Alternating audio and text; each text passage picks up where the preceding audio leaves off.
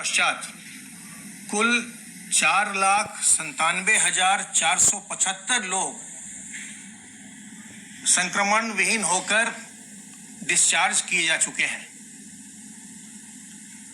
Recovery का प्रतिशत इस समय प्रदेश में 94.07% चल रहा है, 94.07%। कोविड संक्रमित व्यक्तियों में से कुल अब तक 7,582 लोगों की मृत्यु हुई है। अब तक हमारा जो केस फैटेलिटी रेशियो रेट है CFR, वो 1.44% चल रहा था, जो अब घट करके 1.43% हो गया है, 1.43%। कल प्रदेश में 1,45,704 सैंपल्स की जांच की गई और अब तक कुल मिलाकर 1,81,31,693 सैंपल्स की जांच की जा चुकी है। कल भी जनपदों के द्वारा RT-PCR की जांच के लिए प्रयोगशालाओं को लगभग 56,000 सैंपल भेजे गए। जैसा आपको मैंने पहले भी बताया है, प्रदेश में नवंबर में पॉजिटिविटी का रेट 1.6% चल रहा है। उत्तर प्रदेश अपनी बहुत बड़ी जनसंख्या के बावजूद जो पॉजिटिविटी का रेट है ओवरऑल, उसको हमेशा 5% से नीचे रखने में सफल रहा है। और अगर हम शुरू से अभी तक के अगर हम देखें, जो केसेस आए हैं और जो टेस्ट हुए हैं, तो हमारे पॉजिटिविटी का रेट 3.2% के आसपास चल रहा है। ये जो संक्रमण को नियंत्रित रखा जा सका है, ये आपके सहयोग से हुआ है। ये जो चिकित्सा विभाग, शिक्षा विभाग और नगर विकास, पुलिस विभाग, पंचायती राज, राजस्व विभाग के जो अधिकारी कर्मचारीगण हैं, जो मेहनत लगातार कर रहे हैं, उनको हम धन्यवाद देते हैं, साधुवाद देते हैं। लेकिन उनके साथ साथ जो सक्रिय सहयोग प्रदेश की जनता ने किया है, उसकी वजह से ही प्रदेश में संक्रमण नियंत्रित रहा है। और इस समय जब हम हमेशा एक सेकेंड वेव की बात सुन रहे हैं, तो इस समय आपकी भूमिका और भी महत्वपूर्ण हो जाती है।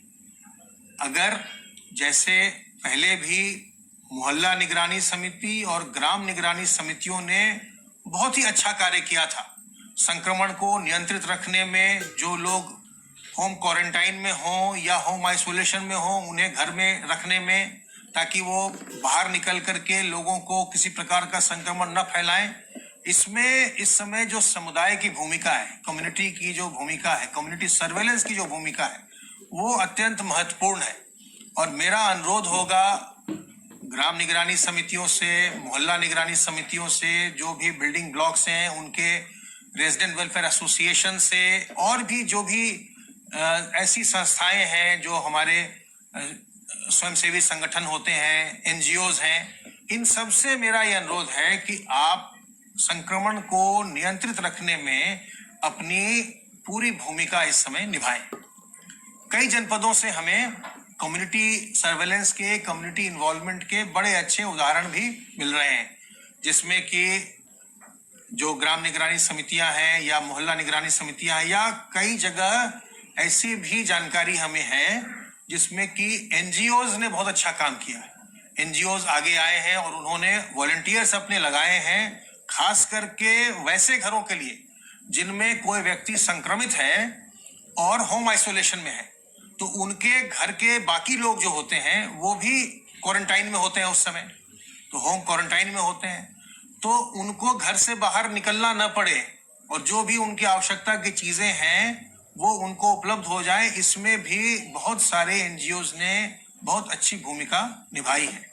तो इस समय ये आवश्यक है कि जो सरकारी विभाग हैं और जो समाज के लोग हैं, जो प्रदेश की जनता है, ये सब लोग अपने अपने दायित्वों का निर्वहन करते हुए प्रदेश में संक्रमण के स्तर को बिल्कुल नियंत्रित रखें, ताकि किसी प्रकार का उछाल न आने पाए। और इसके लिए आप जानते हैं कि जब तक कोई वैक्सीन नहीं आती और जब तक इसकी कोई सुनिश्चित दवा नहीं आती, तब तक बचाव ही सबसे अच्छा इलाज है।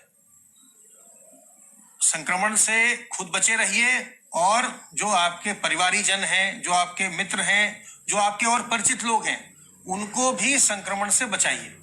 और इसके लिए अपने हाथ को साबुन पानी से बार बार साफ करते रहिए। और जब आप साबुन पानी से हाथ को साफ करते हैं तो कम से कम 30-40 सेकंड तक हाथ को अवश्य धोना चाहिए। आपको मैंने कई बार बताया है कि जो ये संक्रमण का रास्ता है वो एक मनुष्य से दूसरे मनुष्य में है, और जब कोई संक्रमित व्यक्ति खांसता है, छींकता है, बोलता है, तो उसके कारण से जो ड्रॉपलेट्स निकलते हैं वो किसी सतह पर गिरते हैं, सतह को संक्रमित करते हैं। फिर दूसरा व्यक्ति जब कोई उसको छूता है, उस सतह को छूता है, उसके हाथ पर वायरस आ जाता है और वही वायरस फिर मुंह, आंख और नाक के रास्ते आपके शरीर में प्रवेश कर जाता है। तो अगर आपने अपने हाथ को साबुन पानी से साफ कर लिया अच्छी तरह से और कम से कम 30-40 सेकंड तक साफ किया, तो वायरस बिल्कुल समाप्त हो जाता है और फिर आपके संक्रमित होने की संभावना नहीं रहती। तो अपने हाथ को बार बार साबुन पानी से साफ करते रहिए। दूसरी बात कि अपने मुंह और नाक को ढक कर रखिए। मास्क से ढकिए, रुमाल से ढकिए, गमछे से ढकिए, दुपट्टे से ढकिए। तो आपका मुंह और नाक का जो हिस्सा जहां से संक्रमण आपके शरीर में प्रवेश करता है वो बचा रहेगा, तो आपके शरीर में संक्रमण नहीं जाएगा। और लोगों से 2 गज की दूरी बना के रखिए। अभी जो तमाम पर्व त्योहार आए, आगे शादियां होंगी, उन सब में आपको यह ध्यान रखना है कि ज्यादा भीड़ भाड़ बिल्कुल इकट्ठा ना हो। और सरकार ने आज शादियों के संबंध में और जो और भी जितने कार्यक्रम हैं, चाहे वो सामाजिक कार्यक्रम हो, धार्मिक कार्यक्रम हो, जो सांस्कृतिक कार्यक्रम हो, शादी विवाह हो, उनके लिए आज नया एक गाइडलाइन जारी कर दिया है, एक शासनादेश जारी कर दिया गया, जिसमें ये कहा गया है कि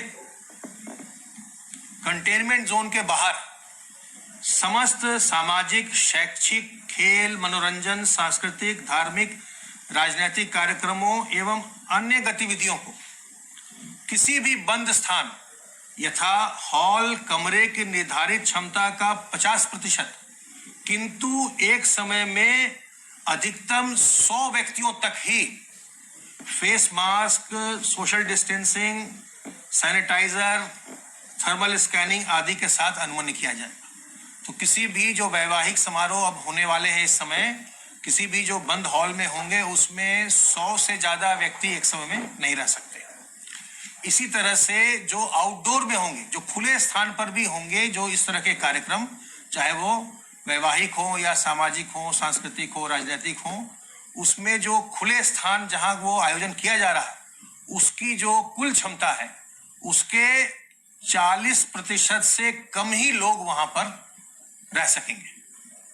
और उसमें भी जो सोशल डिस्टेंसिंग, मास्क, सैनिटाइजर आदि का जो प्रयोग होना है, जो सावधानियां हैं, वो सारी सावधानियां बरतनी पड़ेंगी। ये सारे जो प्रतिबंध हैं ये सब इसीलिए लगाए जा रहे हैं ताकि हमारा प्रदेश संक्रमण से बचा रहे, हमारे प्रदेश के लोग सावधानी बरतते रहें और बीमार न पड़े, संक्रमित न हो। ये सब जन स्वास्थ्य, लोक स्वास्थ्य के दृष्टिगत ये सारी गतिविधियां, सारे आदेश किए जा रहे हैं। सर्वेलेंस के कार्य के अंतर्गत अब तक 1,61,841 इलाकों में 4,61,965 टीम दिवस के माध्यम से 2,92,22,272 घरों का सर्विलांस अब तक किया गया हमारी टीमों के द्वारा, जो घर घर जाकर के लोगों से उनका हालचाल पूछती हैं और अगर उनमें लक्षण पाए जाते हैं तो फिर ऐसे लोगों की जांच करवाई जाती है। अगर उनमें कोई संक्रमण पाया जाता है तो उन्हें आइसोलेट किया जाता है, चाहे वो अगर बिल्कुल लक्षण विहीन हो तो होम आइसोलेशन में जाएं, और अगर लक्षण के साथ है या पहले से कोई बीमारी है तो फिर वो अस्पताल में जाकर अपना इलाज करवाएं। और इसमें जितनी जल्दी आप इसको जांच करवाते हैं, और अब तक जो है इन 2,92,00,000 से अधिक घरों में 14,30,00,000 से ज्यादा लोगों का सर्विलांस किया जा चुका है। 14,30,08,722 लोगों का सर्विलांस किया गया है। और जितनी जल्दी आप लक्षण पाने पर, या किसी आवश्यक नहीं है कि आप में लक्षण आए ही, बहुत सारे लोग ऐसे होते हैं जिनमें कोई लक्षण नहीं आते, लेकिन अगर आपको जानकारी है कि आप किसी संक्रमित व्यक्ति के संपर्क में आए हैं, उनके संपर्क में रहे, तो आपको अपनी जांच करवा लेनी चाहिए। और अगर आप में कोई लक्षण हो, बुखार है, खांसी है, सांस फूल रही है और स्वाद और गंध की क्षमता में ह्रास हो रहा है, तो आपको अपनी जांच तुरंत करवानी चाहिए। इसमें संकोच ना करिए। अगर समय से जांच करवाएंगे, समय से इलाज करवाएंगे, तो इसका उपचार संभव होता है और आप बिल्कुल स्वस्थ होकर घर चले आते हैं। और मैं आपको ये अपने निजी अनुभव से बता रहा हूं।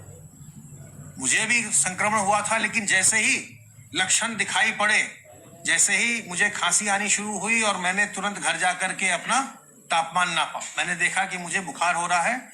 उसी दिन मैंने जांच करवाई और जांच करवाते ही पता चला कि संक्रमण आ गया है। सारी सावधानियों के बावजूद, इतनी जगह काम आप करते हैं, बाजार जाते हैं, कार्यालय जाते हैं, तो कभी आपको संक्रमण हो भी सकता है। तो अगर हो जाए तो उसमें संकोच नहीं करना है, तत्काल अपनी जांच करवानी है। तो जांच मैंने करवाया, जांच करवा करके तत्काल अपना इलाज करवाया और स्वस्थ होकर आपके सामने फिर से आज कार्य कर रहा हूं, बता रहा हूं। तो इसलिए यह आवश्यक है कि हम इसमें संकोच ना करें, देर ना करें। हम रोज ऐसे प्रकरण देख रहे हैं जिसमें कि लोग संकोच कर गए, देर कर गए और बाद में उसमें बहुत जटिलताएं हो गई। तो बिल्कुल भी संकोच न करिए, न कोई हीन भावना मन में लाइए, न कोई लज्जा की बात है। और आपने देखा है कि लगभग 5 लाख लोग संक्रमण के पश्चात उपचारित भी हो चुके हैं। तो तत्काल अपनी जांच करवाइए और अपना इलाज करवाइए। जांच की व्यवस्था और इलाज की व्यवस्था सरकार की ओर से बिल्कुल निःशुल्क है, चाहे उसमें कितनी भी महंगी दवाओं का इस्तेमाल करना पड़े, ये व्यवस्था बिल्कुल निःशुल्क है। तो बिल्कुल भी हमें संकोच नहीं करना चाहिए। और विशेष करके हमें अपने बुजुर्गों को, गर्भवती महिलाओं को, जो लोग पहले से बीमार हैं उनको, और जो छोटे बच्चे हैं उन्हें हमें बचाना चाहिए। जो हमारे बुजुर्ग हैं उनका प्रतिशत निरंतर, जो संक्रमित लोगों में उनका प्रतिशत है वो बढ़ रहा है। यह एक चिंता की बात है। अब इनका जो 60 साल से अधिक वर्ष के आयु के जो व्यक्ति हैं, उनका प्रतिशत अब संक्रमित लोगों में 10.13% हो गया है, 10.13%। और ये निरंतर बढ़ रहा है। 2-3 महीने पहले ये 8% के आसपास हुआ करता था, ये बढ़ता बढ़ता अब 10.13% हो गया है। तो ये आवश्यक है कि हम अपने बुजुर्गों को बचाएं, क्योंकि इनमें जटिलताएं ज्यादा होती हैं। इनका प्रतिशत तो 10.13 है संक्रमण में, लेकिन जो संक्रमित व्यक्तियों की मृत्यु हुई उसमें 60 साल से अधिक व्यक्तियों का प्रतिशत लगभग 45% है। तो बहुत ज्यादा ये जो बुजुर्ग व्यक्ति हैं वो वल्नरेबल होते हैं। तो हमें चाहिए कि हम अपने बुजुर्गों को बचाएं, और जब तक आवश्यक नहीं हो इन्हें घर से बाहर नहीं निकलना चाहिए।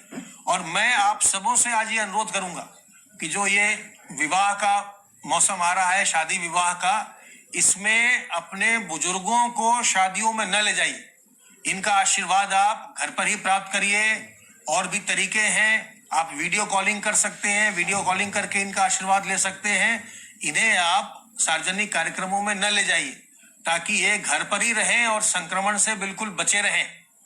अगर इनको आप जो भी वैवाहिक कार्यक्रम है और सांस्कृतिक कार्यक्रम है उनमें अगर आप इनको ले जाएंगे, तो अगर संक्रमण आता है तो जटिलताएं आएंगी।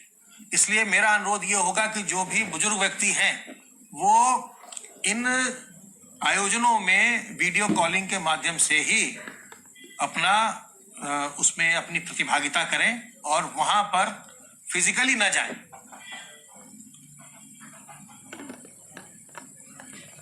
वैक्सीन की तैयारी चल रही है, बहुत सारे वैक्सीन पर कार्य चल रहा है, और हम ये आशा करते हैं कि अगले वर्ष के प्रारंभ में कोई ना कोई वैक्सीन हमारे पास आ जाएगी, जिसको हम, जो लोग वल्नरेबल पॉपुलेशन है उसको हम प्राथमिकता पर उपलब्धि करा पाएंगे। और इसके लिए जो भी कोल्ड चेन की व्यवस्था है, या जो इसके लिए जो लोग इसमें काम करेंगे, स्टाफ होगा जो वैक्सीन लगाएगा, इंजेक्शन लगाएगा, उनकी गणना है, वो सब कार्य हम कर रहे हैं। इसके लिए आप बिल्कुल निश्चिंत रहें, सारा कार्य चल रहा है। लेकिन जब तक कोई वैक्सीन नहीं आती और जब तक कोई इसकी एक निश्चित दवा नहीं आती, तब तक सावधान रहकर, सतर्क रहकर संक्रमण से बचे रहिए, सभी लोगों को बचाइए। और अगर कोई उलझन हो, कोई प्रश्न दिमाग में आता हो, कोई शंका होती हो, तो हमारे हेल्पलाइन नंबर 1800 180 5145 पर तत्काल फोन करिए और फोन करके आप जानकारी प्राप्त करिए। तो सावधान रहिए, सतर्क रहिए, स्वस्थ रहिए, चिंता मुक्त रहिए और प्रसन्न रहिए।